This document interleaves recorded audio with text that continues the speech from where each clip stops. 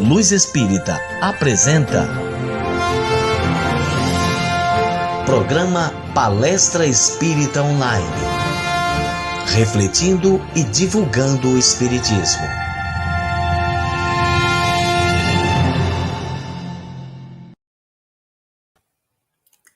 Bom dia a todos, amigos internautas, que nessa manhã de domingo já estão aqui conosco. É sempre uma oportunidade muito querida podermos estar aqui em companhia dessa nossa doutrina de luz, que abraçamos com o coração. E aqui podemos também, divulgar essa doutrina e refletir um pouco sobre o nosso espiritismo. Então, na manhã de hoje, vamos iniciar os nossos trabalhos e antes que a gente possa passar para o nosso papo de domingo, vamos falar um pouco sobre os trabalhos do nosso portal. Temos a nossa newsletter, que é um informe espírita que fala do movimento espírita. Ela é possível acesso gratuitamente a todos, tá? E é muito interessante para que a gente possa estar informado de como as coisas estão acontecendo aí com a nossa doutrina. Temos também a nossa doutrina chegando para nós através de livros, músicas, filmes e audiovisuais, então é uma forma da gente estar se informando e acrescentando aos nossos conhecimentos de forma bem variada. Temos ótimas leituras, então tem livros disponíveis para que vocês possam ler. Temos, através da arte, da música, a possibilidade de estar em contato com a doutrina e os filmes, as palestras que estão aí disponíveis para o nosso conhecimento. No portal também temos a relação de algumas casas espíritas para vocês poderem se informar. Obviamente, não são todas, porque nós temos um número de casas muito grande, mas temos aí algumas que vocês podem, em caso de necessidade, estar se informando. Ainda o nosso portal, ele tem um programa que já é bem conhecido e está a acesso de todos, que é o Evangelho no Lar Online. E é um trabalho muito interessante, porque ele é um momento em que nós encontramos com Jesus e trazemos eles para dentro de casa. O Evangelho, ele acontece todas as quintas-feiras, às 8 horas, horário de Brasília, e aí tem o nosso endereço para que vocês possam acessar. É muito importante o Evangelho no Lar. Temos também o PEAD. O PEAD é a Plataforma de Estudos Avançados da Doutrina Espírita. Ele é uma plataforma online, totalmente gratuita. Ela acontece através também do nosso portal. Temos o endereço aí abaixo para vocês acessarem. E é muito interessante, tá? É importante que vocês saibam que a nossa plataforma, ela não é monetizada. Então, todos têm acesso ao conhecimento e ao estudo de forma gratuita. Bem, então esses são os nossos trabalhos do portal. E para que a gente possa iniciar a palestra de hoje, eu gostaria de apresentar o nosso colaborador, Rogério Miguel. O Rogério é do Centro Espírita São José dos Campos, Bom dia. O Centro Espírita Divino Mestre. Ele é colaborador do portal, está aqui com a gente hoje para fazer a página de abertura e a prece. O Rogério é um companheiro muito querido de doutrina. Antes dele ir para São Paulo, que já tem algum tempo, ele era trabalhador e colaborador do Consolador, que é um centro espírita aqui no Rio. Então, Rogério, seja bem-vindo. Te deixo à vontade para fazer a página de abertura e a prece. Bom dia a todos. Satisfação estar com vocês aqui mais uma vez nessa manhã gostosa de domingo, né? Já estamos marcando aqui e mantendo esse padrão de uma atividade de excelência para todos nós espíritas que somos, né? A mensagem da manhã desse dia, né, foi escolhida do livro O Conduto Espírita, pequenininho, né? Essa capa antiga ainda, né? Intitulada No Templo, que tem a ver com o nosso tema da manhã. Né? E na introdução desta mensagem, foi registrado assim: porque onde estiverem 2 ou 3 reunidos em meu nome, aí estou eu no meio deles, Jesus. Então, certamente nós contamos com Jesus aqui conosco, mesmo à distância, né? E a mensagem diz o seguinte: no templo, entrar pontualmente no templo espírita para tomar parte das reuniões, sem provocar alarido ou perturbações. O templo é local previamente escolhido para encontro com as forças superiores. Dedicar a melhor atenção aos doutrinadores, sem conversação, bocejo ou tosse bulhenta, para que seja mantido o justo respeito ao lar da oração. Os atos da criatura revelam-lhe os propósitos. Evitar aplausos e manifestações outras, as quais, apesar de interpretarem atitudes sinceras, por vezes geram desentendimentos e desequilíbrios vários. O silêncio favorece a ordem. Com espontaneidade, privar-se dos primeiros lugares no auditório, reservando-os para visitantes e pessoas fisicamente menos capazes. O exemplo do bem começa nos gestos pequeninos. Coibir-se de evocar a presença de determinada entidade no curso das sessões, aceitando sem exigência os ditames da esfera superior, no que tange ao bem geral. A harmonia dos pensamentos condiciona a paz e o progresso de todos. Acostumar-se a não confundir preguiça ou timidez com humildade, abraçando os encargos que lhe couberem com desassombro e valor. A disposição de servir, por si só, já simplifica os obstáculos.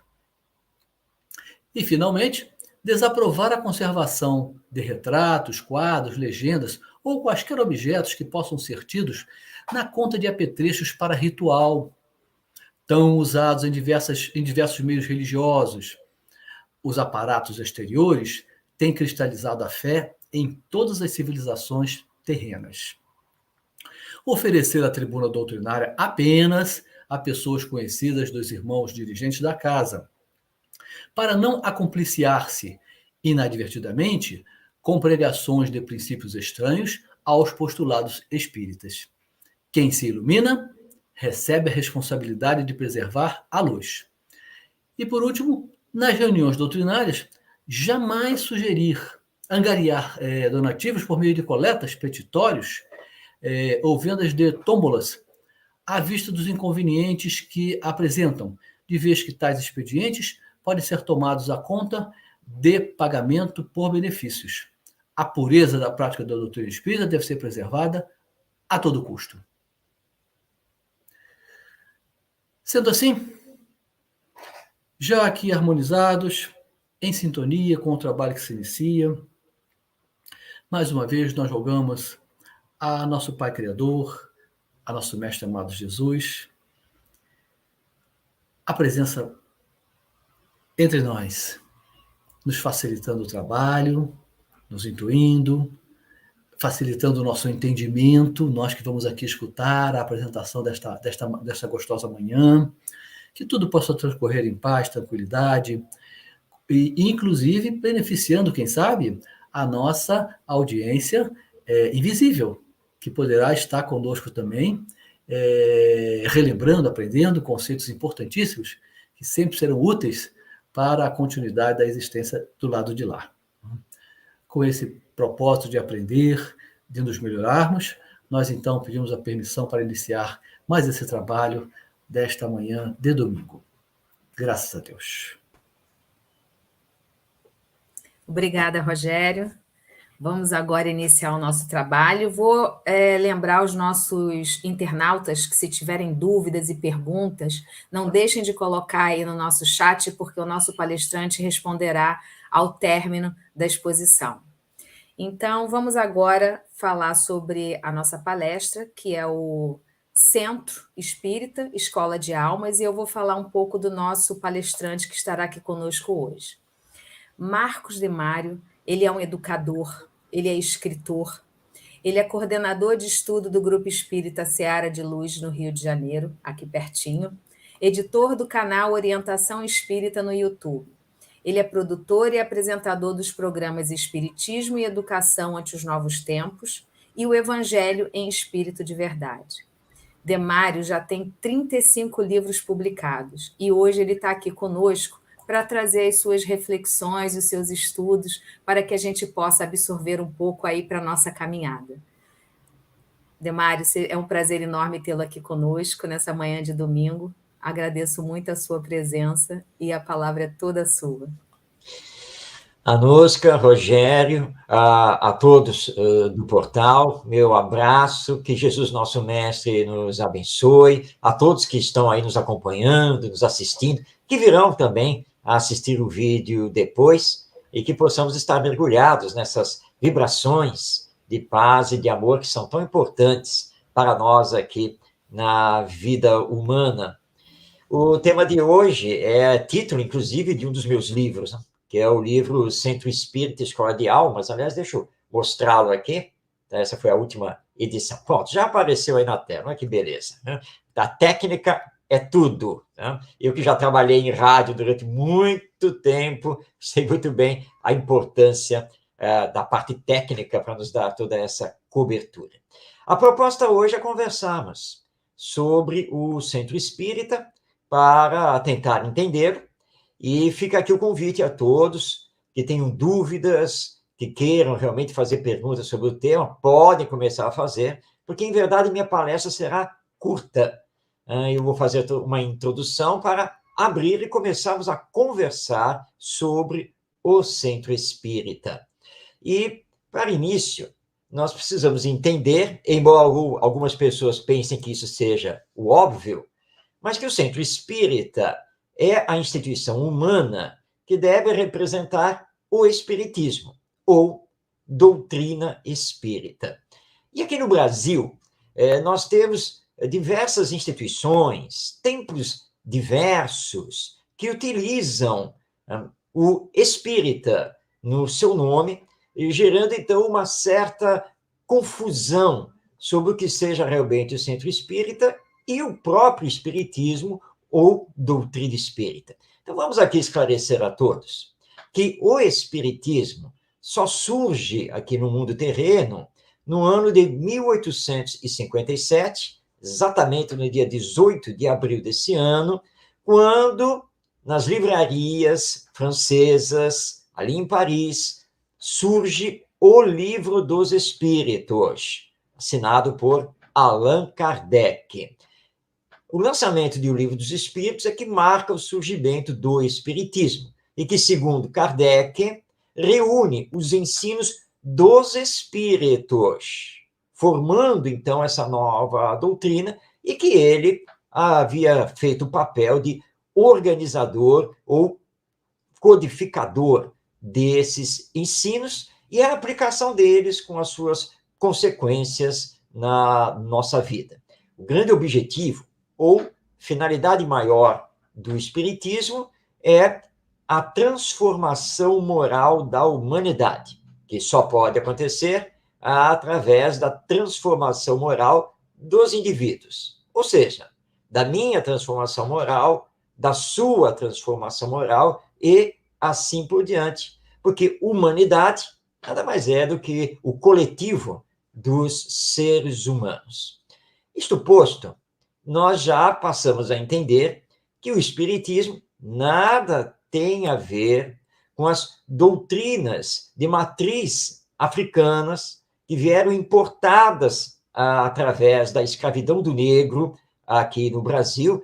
Aliás, um lado bastante escuro da história do nosso querido Brasil, é um resgate que nós precisamos ainda fazer, e essas doutrinas, esses cultos que já se realizavam nas diversas tribos na África durante os 300 e poucos anos de escravização do negro africano aqui no Brasil, se misturaram aqui com as crenças e os rituais católicos. Lembrando que durante o período colonial e o período imperial, o catolicismo era considerado, por força de lei, na Constituição brasileira, como a religião oficial do Estado. Então, era a religião oficial da nação.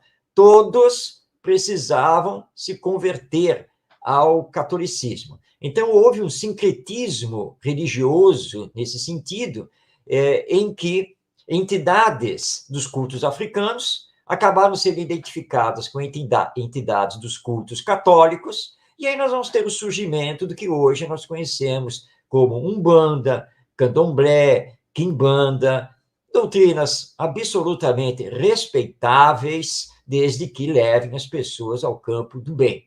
Existem pontos de contato entre essas doutrinas, esses cultos, e o espiritismo, que são a crença na imortalidade da alma, também na manifestação dos espíritos, que nada mais são do que os seres humanos que se encontram desencarnados, vivendo no mundo espiritual, e, portanto, o uso, a utilização da mediunidade. Mas, fora isso, são doutrinas completamente diferentes, com história diferente, e somente o espiritismo é, de fato, uma doutrina, porque doutrina significa conjunto de princípios, princípios filosóficos, científicos, morais, que os nossos queridos irmãos e irmãs da Umbanda e doutrinas assemelhadas, na verdade, não possuem. Então, nós temos que separar. Mas alguém já está pensando, mas eu passei na rua e vi lá, templo espírita, caboclo, não sei o quê. E esse espírita aí no nome, isso é um centro espírita? Não. Na verdade, não é um centro espírita. É um templo onde se pratica a Umbanda ou o Candomblé. Mas, por questões de perseguições acontecidas historicamente aqui no Brasil, a partir da entrada do espiritismo, mais para o final do século XIX nas nossas terras, eles, os nossos queridos irmãos e irmãs aí dos cultos africanos, passaram a tentar se identificar também como espíritas e começaram a utilizar a terminologia que, na verdade, pertence somente ao espiritismo. Mas nós hoje estamos fazendo a devida divulgação para separar as coisas e lembrar, olha, isso não é um centro espírita, porque o centro espírita é aquele que representa o espiritismo ou doutrina espírita, conforme os princípios codificados, estudados, aplicados por Allan Kardec nas suas obras, que são consideradas obras básicas da doutrina, que são o Livro dos Espíritos, o Livro dos Médiuns, o Evangelho segundo o Espiritismo, o Céu e o Inferno e a Gênese. E, somadas essas 5 obras, nós ainda temos toda a Revista Espírita, que foi publicada durante 12 anos, sob a direção de Allan Kardec, e mais os pequenos livros, O que é o Espiritismo, Viagem Espírita, em 1862, e depois nós temos o Obras Póstumas, que vai surgir no ano de 1890, reunindo textos que não tinham sido publicados por Allan Kardec. Então, nós temos uma grande diferença. E aí, no centro espírita, nós temos que ter simplicidade, humildade, porque no espiritismo, realmente, nós não temos cultos exteriores, nós não temos rituais, não temos imagens, não temos paramentos, roupas especiais, nada disso. Nós precisamos ter no centro espírita fraternidade, solidariedade, a caridade em ação e os serviços múltiplos que vão atender às nossas necessidades, às necessidades dos seres humanos. Então, desde a recepção, passando pelo atendimento fraterno, que é uma atividade muito importante, o passe, as reuniões públicas de palestras, os grupos de estudo da doutrina espírita, inclusive os grupos aprofundados, a evangelização da família, englobando a evangelização da infância, da juventude e de nós, adultos, o serviço do passe, as reuniões mediúnicas, que são as mais diversas, desde a educação mediúnica, passando pela desobsessão e assim por diante, toda a área de promoção e assistência social, Enfim, é um conjunto de atividades que vai caracterizar, então, o centro espírita como legítimo representante do espiritismo. Então, as pessoas, quando adentram ao centro espírita, logicamente, ali adentram para conhecer o espiritismo, para receber a mensagem do espiritismo, que é, ao mesmo tempo, uma mensagem esclarecedora e consoladora. Ninguém vai a uma igreja católica ouvir o padre falar, por exemplo, do budismo. Não, isso seria ilógico. Ao mesmo tempo que não se vai a um templo budista para ver o monge falar do protestantismo, ou movimento evangélico, como conhecemos aqui no Brasil. Ninguém vai a uma igreja protestante evangélica para conhecer o catolicismo.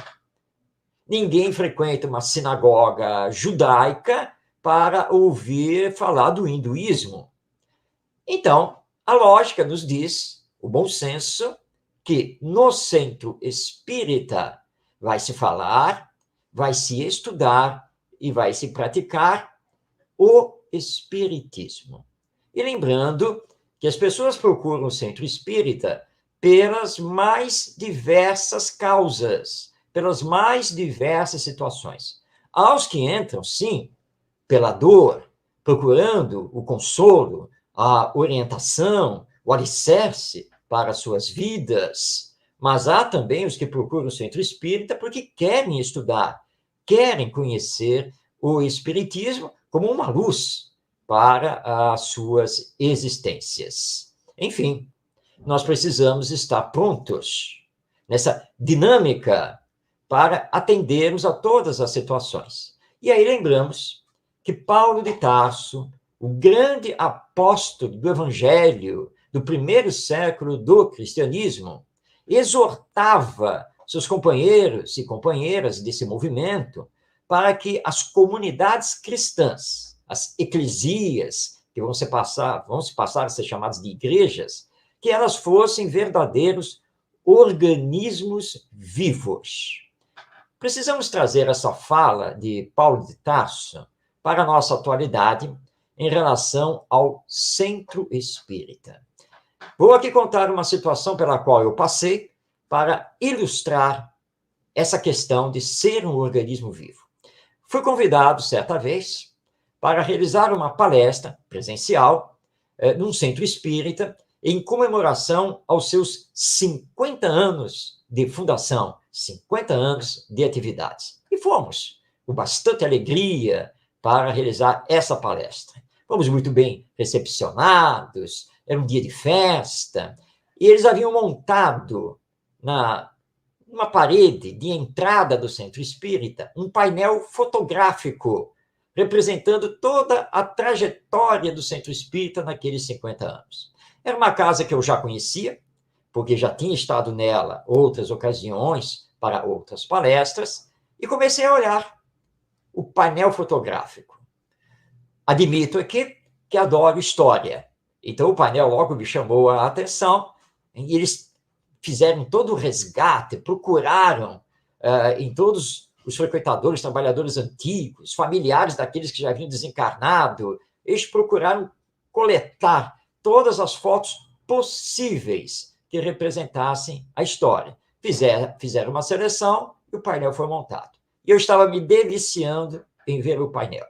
Havia uma foto que me chamou a atenção, porque ela tinha sido tirada da entrada do salão. Então, ela pegava o salão por inteiro. A foto me chamou a atenção, eu olhei bem atentamente a foto, e depois fui para a entrada do salão. Me posicionei do mesmo ângulo que aquela foto tinha sido tirada. A foto era antiga. A foto tinha mais ou menos uns 30 anos. E olhei para o salão. E percebi que o salão estava exatamente igual àquela foto tirada há 30 anos atrás. Eram as mesmas cadeiras na plateia, o mesmo piso, a mesma mesa com as mesmas cadeiras, o mesmo armário no fundo, com a mesma posição. A tinta, a cor das paredes era exatamente a mesma. Tudo igualzinho há 30 anos antes. Quando a reunião teve início, o seu dirigente, que estava ali muito feliz pela comemoração dos 50 anos, informou que aquela reunião pública, ou seja, naquele dia e horário da semana, tinha sido a primeira do Centro Espírita 50 anos atrás.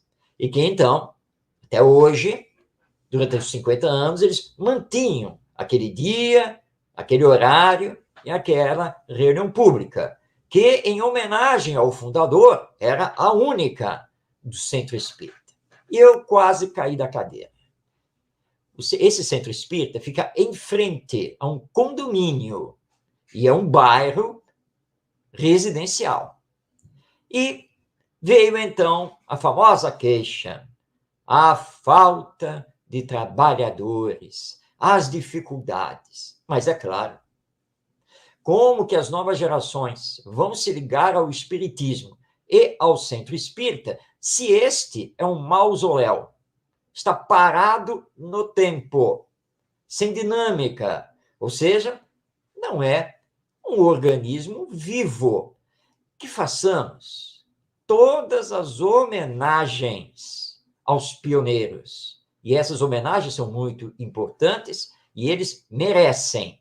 Mas não podemos ficar parados no tempo. Hoje, com toda essa tecnologia que possuímos, o dinamismo tem que ser outro. Mas nunca perdermos as bases do Espiritismo, que é essa doutrina que nos leva a considerar a vida futura após a morte, a nossa realidade espiritual, porque somos espíritos tendo a experiência humana, não é o contrário. Eu sou um espírito ou alma, e este corpo que estou utilizando, por mais belo que ele possa ser, ele é transitório, porque ele morre, ou melhor, se desagrega, retornando seus elementos para a natureza. Mas eu, espírito, mantenho a minha individualidade, minha personalidade, meus conhecimentos, meus sentimentos, levo tudo comigo, porque é meu patrimônio psíquico, levo tudo comigo no retorno ao mundo espiritual de onde eu vim. Essa mensagem do Espiritismo tem que estar ali presente no Centro Espírita o tempo todo. E nós não podemos introduzir no Centro Espírita ideias e práticas que nada têm a ver com o Espiritismo. Vamos a mais um caso para ilustrar isso. Estou aqui com casos bem reais. Certa vez, recebemos, na casa espírita que frequentávamos, recebemos uma pessoa que nos perguntou como fazíamos a reunião mediúnica. Explicamos. E ela disse, não pode. Reunião mediúnica que atende espíritos sofredores, reunião mediúnica que faz a desobsessão, ou seja, que lida com espíritos vingadores desse chamado processo obsessivo, não pode ter mesa nem cadeiras. Precisa colocar um tatame, desses de judô, precisa colocar um tatame no chão, todo mundo em cima do tatame, sentado, porque assim, quando o espírito inferior se apresentar através do médium, se ele derrubar o médium, ele vai cair no tatame e não vai se machucar. Olhei, então, para o cidadão e disse, olha, me desculpe, mas isso que o meu irmão acaba de descrever não é prática espírita. Não é isso que o Espiritismo nos ensina, porque médium precisa ser educado e disciplinado. Ele não existe para ser arremessado ao chão pelo espírito comunicante. Então, isso nada tem a ver com o Espiritismo. Meu irmão precisa estudar melhor o Livro dos Médiuns, de Allan Kardec, e as obras correlatas, subsidiárias, que nós temos no Espiritismo. Ele não gostou nem um pouco de ouvir essa resposta e se retirou, dizendo que o nosso centro espírita não estava lá de acordo com a modernidade. Mas essa modernidade não tem nada a ver com o Espiritismo. Aliás, usei aqui um termo, né? O nosso centro espírita. Mas recordando o querido amigo José Raul Teixeira, esse médium aqui de Niterói, com várias obras psicografadas, né? O nosso é apenas afetivo, carinhoso, porque o centro espírita não pertence a ninguém, a não ser Jesus, nosso mestre. É uma entidade jurídica, organizada de acordo com o Código Civil Brasileiro, com a legislação brasileira, tem um estatuto que precisa ser obedecido e que tem que estar de acordo com a lei, e onde há a renovação da diretoria, sempre, de 2 em 2, de 3 em 3, de 4 em 4 anos, enfim, conforme está estabelecido no estatuto, que pode ser reformado, pode ser modificado a qualquer tempo em assembleia dos associados do centro espírita. Porque nós não temos sacerdócio. Nada disso existe no centro espírita. Nós somos pessoas comuns que comungam da doutrina e estão trabalhando voluntariamente no centro espírita para a divulgação do espiritismo e atendimento às pessoas que procuram a doutrina. Então, o centro espírita é isso. Uma célula viva, um organismo vivo da sociedade humana, onde vamos fazer todos os esforços para nos compreender, para nos amar, para vivermos em fraternidade e que possamos levar isso para os nossos familiares, os nossos amigos e para a sociedade de uma forma geral. E lembrando que nós temos 2 atividades que precisam ser priorizadas. Todas as atividades são importantes, todas têm a sua importância, mas tem 2 que precisam ser priorizadas. A primeira é a evangelização da família, porque hoje nós compreendemos que não basta evangelizar a criança e o jovem, é preciso evangelizar a família, redefinir a família, rediscutir a família e ligá-la aos ensinos morais do Evangelho, que são redivivos pelo Espiritismo. Evangelização não pode ficar jogada à deriva no centro espírita, num sábado ou no domingo, e a maioria dos trabalhadores, dos cooperadores da casa espírita, nem sequer saberem direito como isso funciona. Evangelização, que é o nosso campo de educação moral, tem que ser uma prioridade. E outra prioridade é o estudo do Espiritismo, porque nós só haveremos de compreendê-lo e de praticá-lo corretamente estudando-o. Para estudar, o Centro Espírita precisa priorizar os grupos de estudo sistematizado, aprofundado do Espiritismo. Começa com o Beabá e vai avançando para levar todos a estarem conscientes do que seja efetivamente o Espiritismo, o que ele nos pede e o que precisamos fazer para vivê-lo. Então, isso é o Centro Espírita. E vamos aqui fazer um destaque para encerrarmos esta nossa fala e podemos abrir e começarmos, então, a responder as perguntas, os questionamentos, os comentários. Vamos, então, aqui recordar uma colocação que está no opúsculo, ou livreto, Orientação ao Centro Espírita, que é uma publicação do Conselho Federativo Nacional da Federação Espírita Brasileira. E no item sobre os centros espíritas, está lá colocado, abrindo aspas, os centros espíritas têm por objetivo promover o estudo, a difusão e a prática da doutrina espírita, atendendo às pessoas que, 2 pontos, a. buscam esclarecimento, orientação e amparo para seus problemas espirituais, morais e materiais. B. Querem conhecer e estudar a doutrina espírita. C. Querem trabalhar, colaborar e servir em qualquer área de ação que a prática espírita oferece. Hoje, que estamos vendo tantos centros espíritas se desviarem das finalidades do espiritismo, priorizando o chamado tratamento espiritual, espalhando macas por todo o centro espírita, como se ele fosse só um hospital, mas, na verdade, ele é uma escola de almas. Não que o tratamento espiritual não seja importante, vamos frisar isso, mas isso é desvio de finalidade, porque o espiritismo não existe para substituir a medicina. O espiritismo existe para esclarecer a ciência com o elemento espiritual da vida. Que adianta dizer que nós temos uma frequência de 5.000, 10.000 pessoas por semana no centro espírita, se essas pessoas estão ligadas apenas à cura do seu corpo físico, do seu organismo, e praticamente nada sabem do espiritismo.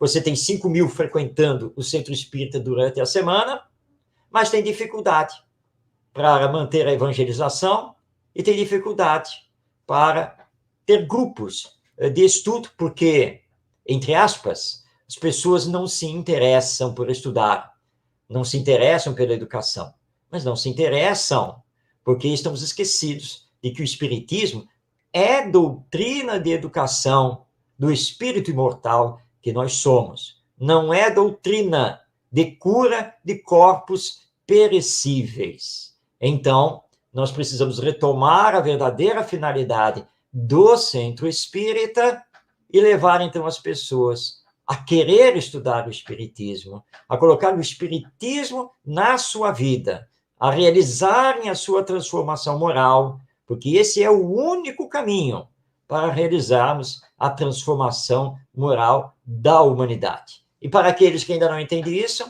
recomendamos aqui a leitura, reflexão de duas questões de O Livro dos Espíritos, a 685A e a 917, entre outras, mas essas duas principalmente. Espiritismo é obra de educação, portanto, o centro espírita precisa ser escola de almas. Nós, que somos os espíritos, que estamos aqui presentemente reencarnados. Mas vamos agora abrir para os comentários e as perguntas.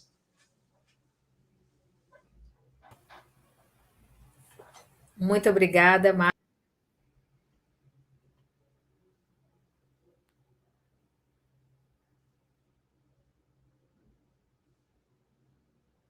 Ativar o meu som aqui. Muito bom, Marcos. Uma boa introdução. É sempre oportuno, né? A Núcia, você estava falando? Sim. Não, pode continuar. Ah, tá bom. Excelente lembrança. Marcos, você vai falando e a gente vai vendo tanta dúvida, tanta questão, que a gente podia ficar aqui não essa hora dessa manhã, mas todo o nosso dia conversando, não é? E eu até aproveito essa orientação que você deu, não é? Muito bem doutrinária, que é essa transformação das casas, em algumas delas, em ambulatórios. É uma coisa preocupante, porque, como você bem diz, Marcos, o povo quer cura para o corpo. Ele não quer sentar e escutar a filosofia espírita, né? Ele quer uma coisa imediata. E aí, quando ele percebe essa possibilidade, ele enche a casa, mas a casa não estaria cumprindo a sua missão, que seria a escola das almas. Não é isso mesmo? É isso mesmo, Rogério, exatamente isso. É claro que o espiritismo também atende às nossas necessidades mais imediatas. Nós jamais iremos nos recusar também, através do serviço do passe, da magnetização, da água fluidificada ou magnetizada, de fazer esses atendimentos e mesmo manter o tratamento espiritual lá no centro espírita. Mas lembrando que esse tratamento ele vai atingir, em verdade, o perispírito, nosso corpo espiritual, que automaticamente vai atingir o nosso organismo físico. Mas, se você chega no centro espírita sem nenhuma ligação com o evangelho, sem nenhum propósito de se transformar, de se modificar, de corrigir suas más tendências, muitas vezes esse tratamento não vai dar certo. E aí as pessoas saem do centro espírita para dizer que esse centro espírita é fraco, ou que isso daí é um verdadeiro engodo.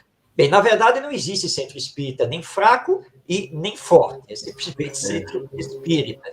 E os espíritos não fazem milagres, até porque eles não existem. E tudo está na dependência das nossas obras. E eu sempre dou um exemplo, Rogério, que é a questão de você vai no médico. O médico faz aquela bateria de exames, se entrevista e chega à conclusão que você precisa fazer determinado tratamento e, além da medicação, você precisa fazer uma dieta alimentar. Aí você sai lá do médico e começa lá a pensar, tomar os remédios, vai lá que seja. Mas eu vou ter que deixar de comer isso? Vou ter que deixar de beber aquilo? Esse médico está pensando o quê? E aí você faz assim, o tratamento meia boca, né? Você faz assim, mais ou menos. E claro que você não melhora. E como você não melhora, você chega à clássica conclusão. E esse médico não acertou comigo. Vou procurar outro.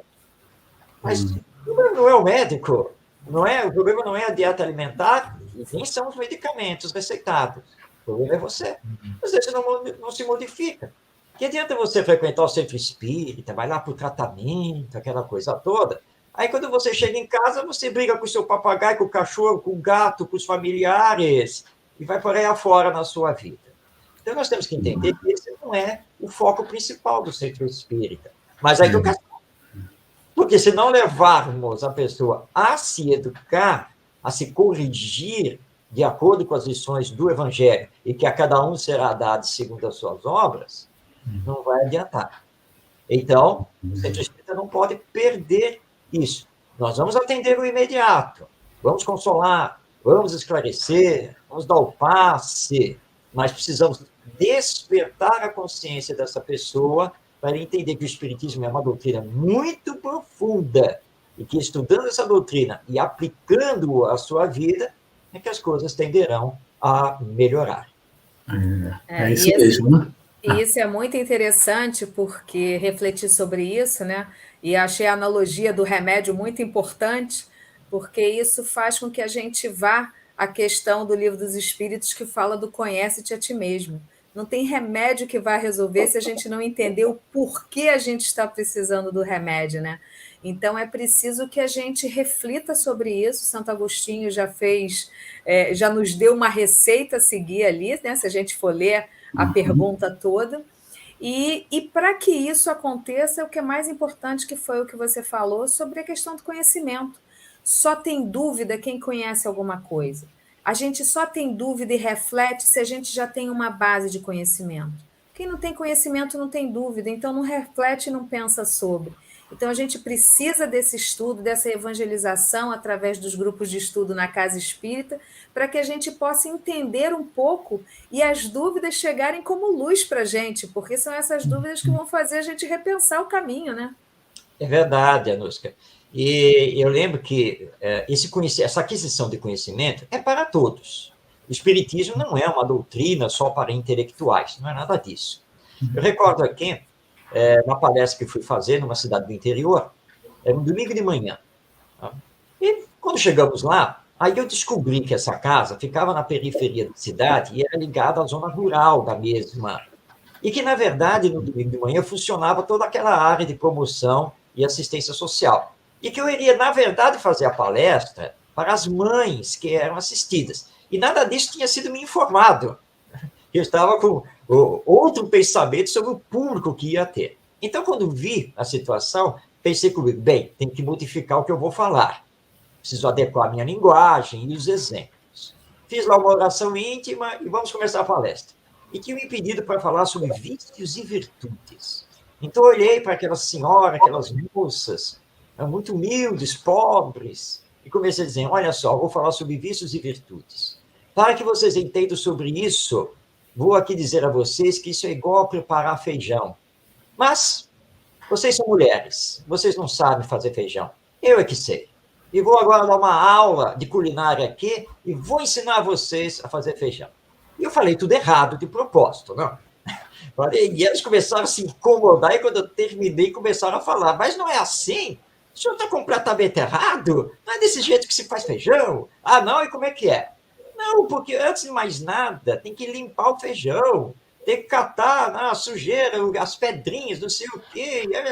Aí fala, olha só, então para o feijão ir para a panela, só pode ir o feijão mesmo, o bom, nem aquele quebrado. É isso mesmo. Olha só, viu como fazer feijão é igual a vícios e virtudes?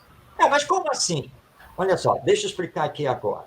Virtudes são as boas qualidades, né? Qualidades boas. Por exemplo, de você ser prestativo, ajudar o vizinho, né? A cunhada, tal. Isso são virtudes. Vícios são aquelas coisas meio ruinzinhas, como, por exemplo, falar mal do outro, fofocar a vida alheia. Esses são os vícios, tá? O que vocês vão fazer? Vocês vão fazer exatamente como se prepara feijão. Tem que catar as coisas ruins, não é isso que vocês fazem com o feijão? Cata as coisas ruins para colocar para fora, ou seja, cata os vícios para tirar de você, só vai para a panela o feijão bom, ou seja, só fica com você as virtudes, as qualidades morais. Então, a partir de hoje, vocês vão catar a fofoca aí para fora da vida de vocês. Vocês vão lá e assim por diante. Quando eu terminei, eu falei, vocês entenderam? Claro, puxa, agora eu entendi, mas é mesmo, e coisa e tal. E assim foi. Então, o espiritismo é isso. Tá? Vamos conhecer. Eu adequo a linguagem, adequo os exemplos e vou fazendo as pessoas conhecer para pensar. Porque em educação, nada melhor do que fazer pensar. Mas se ele pensar muito, ele vai me questionar. Graças a Deus. Porque é isso que o espiritismo nos pede. Certa vez, num grupo de estudo, aí o companheiro disse, pô, Marcos, mas isso é fácil de compreender, porque basta colocar a nossa realidade de espírito imortal. Aí eu olhei para ele e disse, bom, isso para você que acredita nesse tal de espírito. Me prove que ele exista. Agora, pode usar os universitários aqui dentro. Quero que vocês me provem que espírito existe. Isso é uma pegadinha? Eu falei, não, vamos lá, eu quero que vocês me provem. E eu comecei, logicamente, a rebater todos os argumentos. Né? Eu sempre criava uma dificuldade para aceitar os argumentos. E o estudo foi riquíssimo, porque eles tiveram que pensar, mergulhar no conhecimento. E aí sim você apreende e consegue colocar em prática. Isso. E é muito interessante, até a nossa internauta aqui, a Su Uchoa, ela botou uma questão muito interessante, falando que não adianta terminar o evangelho e voltar a cometer as mesmas falhas. Então, assim, é o trabalho em cima desse conhecimento que vai fazer com que a gente refaça o caminho, né? E, no caso do remédio, comece com as novas atitudes para que não precise mais do remédio. Senão a gente vai lembrar daquelas passagens do mestre que dizia o vai, não peques mais. O que quer dizer esse não peques mais? Né? É rever essas atitudes e aproveitar essas oportunidades de conhecimento que a gente na casa espírita hoje tem para não cometer as novas falhas e não precisar dos mesmos remédios. Né? Então, isso é muito interessante. E aí eu diria que, por exemplo, eu tenho um livro que eu gosto muito, que é o livro Pensamento e Vida. Para mim, ele é um livro de cabeceira, né? E você falou na sua palestra essa questão de que a gente vai ao centro para quê? Para trazer luz para a nossa vida, para o nosso, através do conhecimento, do aprendizado. E nesse livro ele fala o seguinte, que a mente humana é um espelho de luz emitindo e assimilando. E para que a gente possa se tornar esse espelho de uma boa luz para refletir e para assimilar, a gente tem que repensar esses caminhos, e nada como conhecimento dentro da casa, vivência dentro da casa, né? Porque eu acho que um centro espírita ele é assim um campo de experiências maravilhosas para a gente se reposicionar melhor na vida, né? Então, essa luz entrando na gente vai ser a melhor forma de refletir também. Então, a gente tem que escolher o que a gente lê, com quem a gente está, que tipo de trabalho a gente vai se associar, né? Como é que a gente vai se conduzir na vida para que isso tudo venha nos trazer, inclusive a cura que a gente busca para as nossas enfermidades, sejam elas físicas ou espirituais, né? Sem dúvida. E lembrando que isso é um processo. E quando falamos de educação, nós estamos falando de processo. E processo requer tempo. E é uma luta consigo mesmo, porque você tem que entrar no campo da autoeducação. Então, em contato com o espiritismo, o adepto tem que entender que não vai fazer essa transformação do dia para a noite ou da noite para o dia. E que muitas vezes, porque ainda somos espíritos imperfeitos, nós vamos cometer falhas. Isso faz parte desse processo. Mas isso não significa que você tenha que abandonar a doutrina, porque você não está conseguindo, porque você está com muitas dificuldades. Calma. E, aliás, não confundamos o centro espírita com a doutrina espírita. O centro espírita é formado por nós, seres humanos, espíritos reencarnados, que somos imperfeitos e, portanto, falhos. Você pode se decepcionar com um coordenador de estudo, com um dirigente do centro espírita? Mas é claro que sim. Mas a decepção com ele não é a mesma coisa com a doutrina. A doutrina é perfeita, é maravilhosa, mas tem que entender isso, não confundamos as coisas. Tá? Então, isso é muito importante. E lembrar, tem que perseverar. A perseverança, a força de vontade é tudo, porque nós estamos num mundo de expiações e provas. O Espiritismo não faz milagres. O Espiritismo não vai fazer você totalmente feliz e sem nenhum tipo de problema na sua existência humana. Isso não acontece. Aliás, algumas semanas atrás, eu estava aqui, comecei a olhar para as coisas, eu uso óculos, né, tenho um problema de visão já desde a minha infância, e comecei a ver tudo turvo, eu não conseguia ler nada, e passei o dia inteiro assim. Tá bom? E eu preciso fazer um exame, o que será que está acontecendo? E ao fazer o exame, constatou aquilo que eu já sabia, que já está chegando a hora de fazer a cirurgia da catarata no meu olho direito, que é o principal, já que meu olho esquerdo é meio morto, né?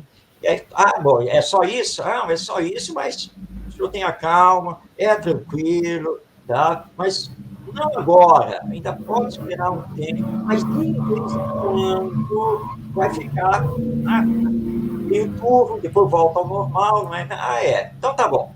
E aí voltei. Marcos, mas você é escritor espírita, palestrante, dirigente de grupo espírita, tanta atividade, você deve ser um abençoado por Deus, e mesmo assim você enfrenta problemas, mas é claro, sei lá o que eu fiz lá no passado, tanta coisa que eu ainda tenho que reparar, resgatar, e quem foi que disse que pelo fato de ser espírita nesta encarnação, eu serei isento das provas e das expiações que são necessárias a todos nós. Agora, o espiritismo me dá fé, me dá esperança, me explica as razões dos meus problemas, das minhas dificuldades, e com isso sigo com muito mais tranquilidade e alegria nesta existência. Então, esse é o processo.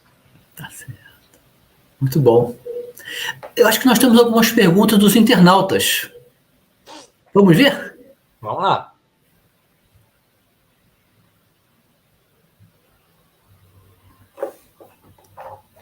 Olha aí. Concorda com a frase? A casa que muito cresce, o amor desaparece? Mas só faz uma rima. Olha, é relativo isso. Não podemos generalizar. Conheço os centros espíritas que cresceram muito. Claro, quanto mais cresce, maior a dificuldade organizacional, de gestão. Isso é natural. E que as dificuldades cresçam também dentro desse crescimento. Mas não significa que desapareça o amor. Tudo depende do esforço dos dirigentes e seus cooperadores para deixar essa chama sempre acesa. Então, isso é relativo. Nós temos centros espíritas pequenos, onde existe uma verdadeira guerra entre os seus cooperadores, entre seus dirigentes. Então, é uma frase muito relativa. Agora, que nos chama a atenção de que o amor, de fato, não pode nunca desaparecer e tem que ser trabalhado o tempo todo com a fraternidade e a solidariedade. É isso mesmo. Temos mais alguma? Olha aí. Siga a doutrina, não siga o movimento nem os espíritos. O que pensa sobre esta frase? Bem, existe uma diferença, claro, entre a doutrina espírita e o movimento espírita. A doutrina espírita surge dos ensinos dos espíritos e com o trabalho de organização e estudo de Allan Kardec. O movimento espírita, ele surge dos ideais e das intenções de nós, os seres humanos, os espíritos reencarnados. Obviamente que o movimento espírita não é perfeito e, dependendo dos seus dirigentes, isso pode ser questionado, é natural. Nós não somos obrigados a fazer parte de um centro espírita, não somos obrigados a fazer parte do chamado movimento espírita de unificação, que é representado, por exemplo, em São Paulo, pela USE, a União das Sociedades Espíritas do Estado de São Paulo, aqui no Rio de Janeiro, o CERJ, que é o Conselho Espírita do Estado do Rio de Janeiro.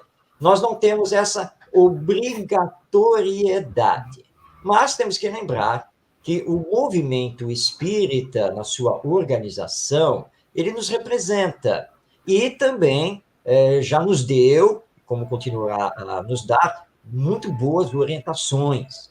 E quando você participa do movimento espírita, você consegue trocar informações, experiências com os outros centros espíritas, você consegue, em verdade, participar de congressos, seminários, encontros mais diversos que vão, então, fortalecer o trabalho que você realiza e o conhecimento do espiritismo. Allan Kardec, em O Livro dos Médiuns, no capítulo 29, item 334, ele nos diz aqui o seguinte: esses grupos, ou seja, os centros espíritas, correspondendo-se entre si, visitando-se, permutando observações, podem, desde já, formar o núcleo da grande família espírita, que um dia consorciará todas as opiniões e unirá os homens por um único sentimento, o da fraternidade, trazendo o cunho da caridade cristã. Fechando aspas. Por isso, o movimento espírita, ele é importante. Agora, ele pode ser questionado, ele pode ser aprimorado, sem nenhuma dúvida. Agora, cuidado, nós podemos divergir nas ideias, mas não podemos e não devemos criar inimizades com as pessoas ou com as instituições que não se confundem com essas pessoas. E aí cada um é livre, então, para fazer o seu caminho com o espiritismo. Olha, tem mais uma aí. Que você diz sobre os xamãs e a religiosidade dos indígenas ou tribais de várias partes do mundo. Eles são muito importantes, fazem parte da cultura humana, e nós temos todo o respeito, porque esses xamãs e outros dos povos indígenas nada mais são do que médiuns, e que têm um contato mais direto com a espiritualidade. Naturalmente, dentro do conhecimento que eles possuem e ligado aos mais diversos rituais. Então, nós reconhecemos neles a existência dos espíritos, a comunicabilidade, a mediunidade, e muitos deles voltados para orientar as suas comunidades para o campo do bem, mostrando que a realidade espiritual e mediúnica sempre existiu aqui na Terra. Muito bom. Vamos ler o comentário do Jefferson Amaral. Necessário se faz ter paciência e persistência. Você já tinha falado agora há pouco, né? Para que o aprendizado tenha efetivamente sentido, né? Não resta dúvida, né? Eu posso complementar, posso fazer uma subpergunta? Anushka, claro. Daqui a pouco você entra de novo. É o seguinte, já que houve essa pergunta dos xamãs, da sabedoria dos indígenas, o que é um fato, né, não podemos negar, não é? Como é que você vê, ainda explorando aquela questão do consultório médico espírita, não é? A introdução de chás, de pomadas, como oferta do centro, dentro desse pacote do centro espírita como hospital. Como é que você vê isso, Marcos? Bem, historicamente, aqui no Brasil, o centro espírita sempre trabalhou com o receituário homeopático dado pelos espíritos através dos médiuns. Lembrando aqui que a homeopatia ainda não é, de fato, oficialmente reconhecida. Então, com naturalidade, começou-se a entrar por essa questão, por exemplo, dos florais, utilizar esses chás, até o surgimento da famosa pomada do vovô Pedro, que circula no movimento espírita e que, com suas propriedades medicinais, já provou realmente que ela serve para muitos casos da nossa saúde. Agora, nós temos que tomar cuidado, porque não estamos no centro espírita, através dos médiuns, para substituir os médicos. Tem que tomar muito cuidado com isso. É uma medicina alternativa, que, em verdade, precisamos deixar para os nossos amigos espirituais, porque eles é que sabem. Tá? Isso não impede, obviamente, que médicos homeopatas e assim por diante também estejam lá no centro espírita e possam fazer algum tipo de atendimento. Mas essa não é a finalidade do centro espírita. Então, nós temos que tomar muito cuidado, porque nós temos aquela tendência de considerar as pomadas, os chás, né, como coisas milagrosas, e saímos assim, receitando para tudo. Calma, espiritismo não é isso.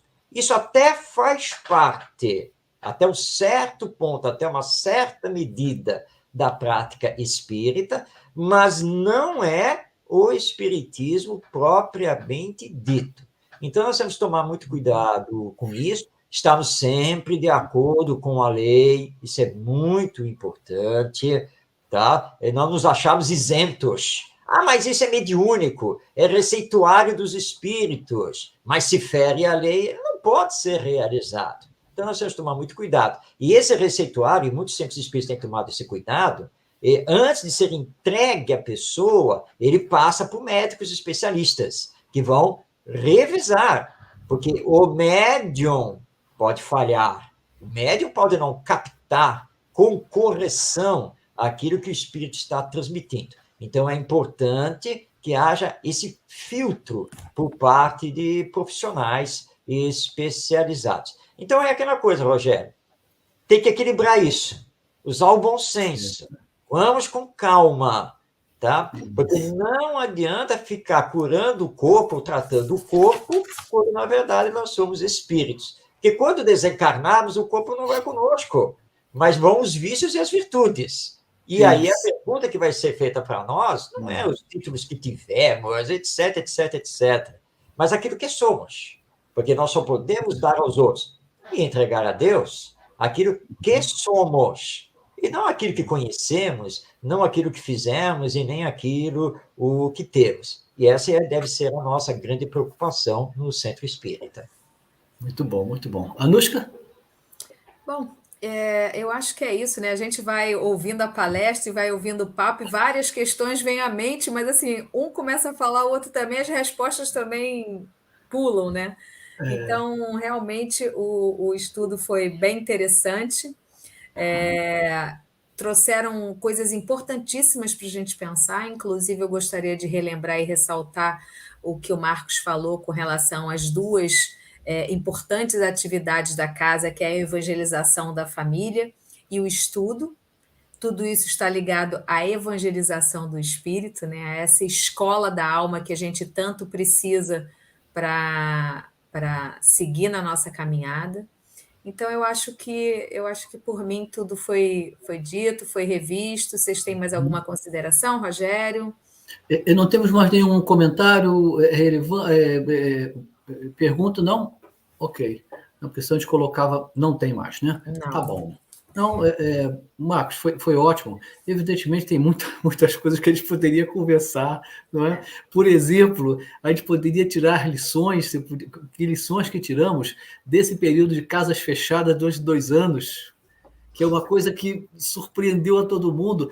Inclusive, Marcos, não sei se você observou isso, surpreendeu o movimento mediúnico, as atividades mediúnicas, porque de uma hora para outra não houve mais sala mediúnica.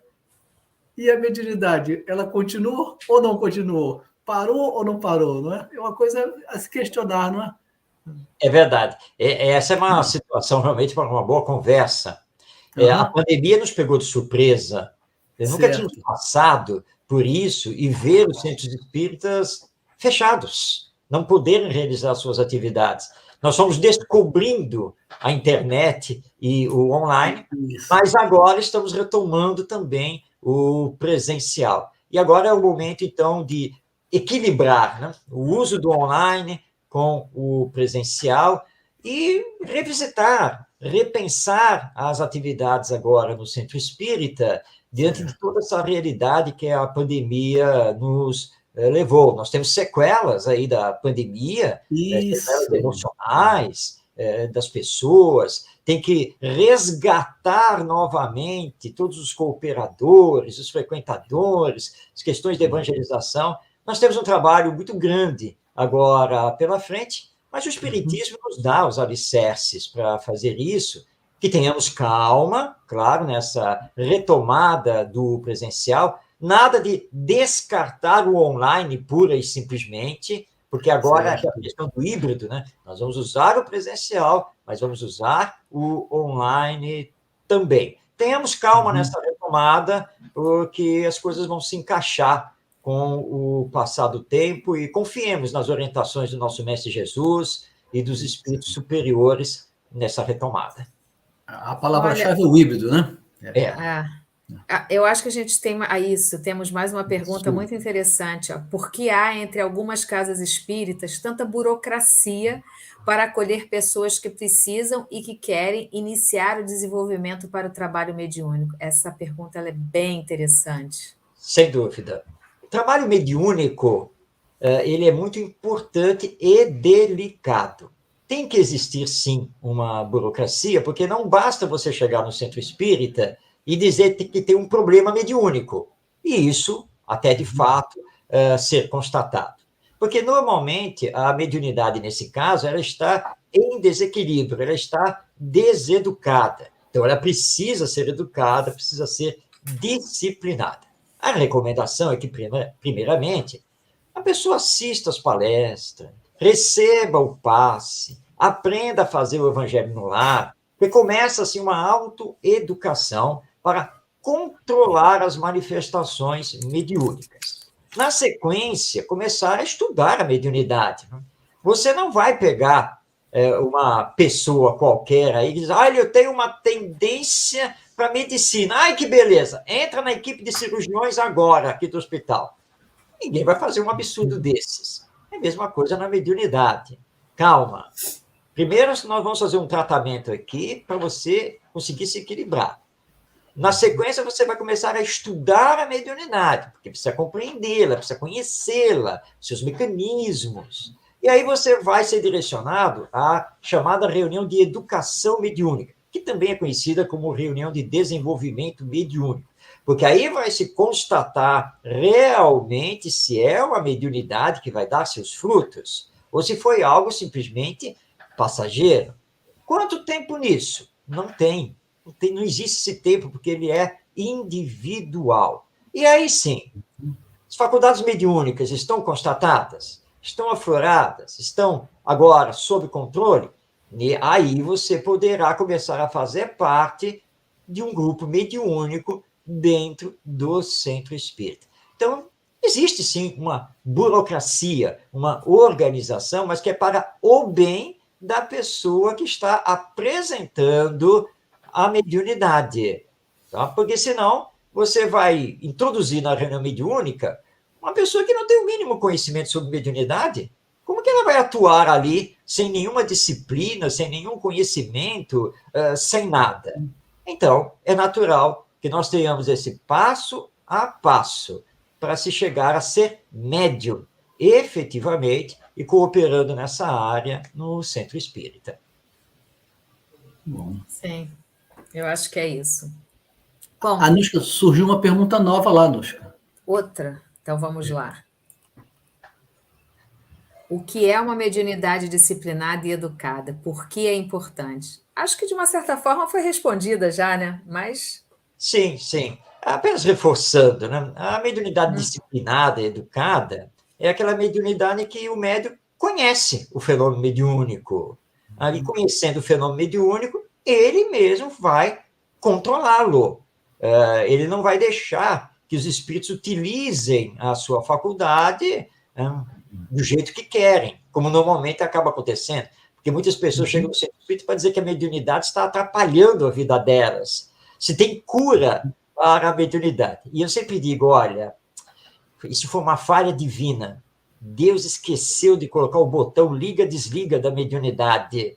Mas já que o botão não existe, então só tem um jeito. Como é um fenômeno natural, tem que saber lidar com ele. Está nesse momento atrapalhando porque você desconhece o que seja mediunidade, como é que se dá o fenômeno mediúnico. Mas calma, você vai receber aqui o passe, as instruções, vai começar a estudar e você vai ver que pouco a pouco você mesmo educa, você mesmo disciplina e controla o fenômeno mediúnico, levando então para o campo do bem. Então, que todos tenham calma, tá?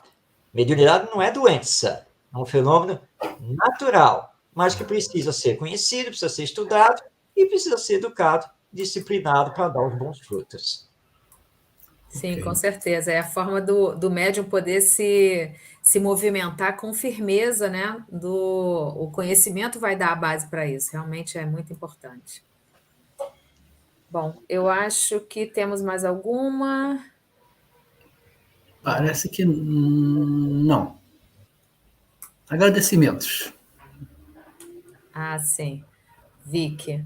Ah, gratidão pela palestra, muito bom. Realmente, eu agradeço muito, né, a sua presença aqui hoje com a gente. Marcos foi muito esclarecedora, foi de uma orientação incrível.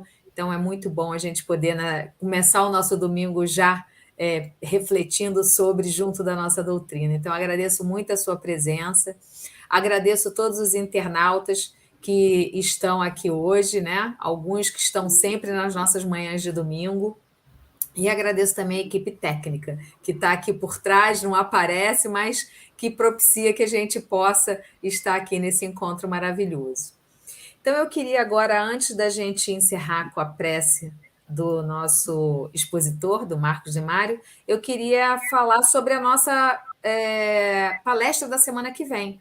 Fica aqui o convite para que todos possam voltar para falar, para ouvir da Elza Rossi, Provas e Expiações no Lar, que é um tema muito importante, muito interessante, porque o nosso primeiro núcleo, que é a família, ela traz muita coisa para a gente de aprendizado na nossa caminhada. Então, fica aqui o convite para todos para estar aqui conosco na semana que vem. Então, agora eu passo a palavra para o Marcos para que ele possa fazer a nossa prece de encerramento. Senhor Jesus, querido amigo e mestre, eis-nos aqui reunidos em teu nome e agradecendo por esta bendita oportunidade de estarmos nesta encarnação vinculados ao Espiritismo, que nos traz a realidade da alma imortal. E aproveitamos, Senhor, este momento para rogar por toda a humanidade, que ainda passa, Senhor, por momentos muito conturbados, em que o egoísmo e o orgulho, com as suas manifestações, nos levam a muitas dores e sofrimentos. Que possamos, Senhor, vibrar nas tuas lições que se encontram no Evangelho, lembrando da necessidade de sermos amorosos, fraternos, solidários e éticos para termos um mundo melhor. Abençoa-nos, Senhor, nesse propósito e que possamos prosseguir intimoratos, com fé e perseverança. Mas também, Senhor, abençoa os nossos familiares, os nossos amigos, os nossos inimigos e todos aqueles que se encontram ainda distantes de Ti e de Deus, nosso Pai, para que possamos, em mais breve tempo, termos esse encontro radioso com a nossa realidade espiritual e com a realidade divina da vida que vibra em todo o universo através do amor. Obrigado, Senhor, por tudo que temos recebido, pelas oportunidades de aprendizado, e que possamos, acima de tudo, estar contigo para servir, sem esperar nenhum tipo de recompensa. Paz, Senhor, em nossos corações. Muito obrigado. Assim seja. Graças a Deus. Graças a Deus. Então, um bom dia a todos, um bom domingo e até a semana que vem. Até lá.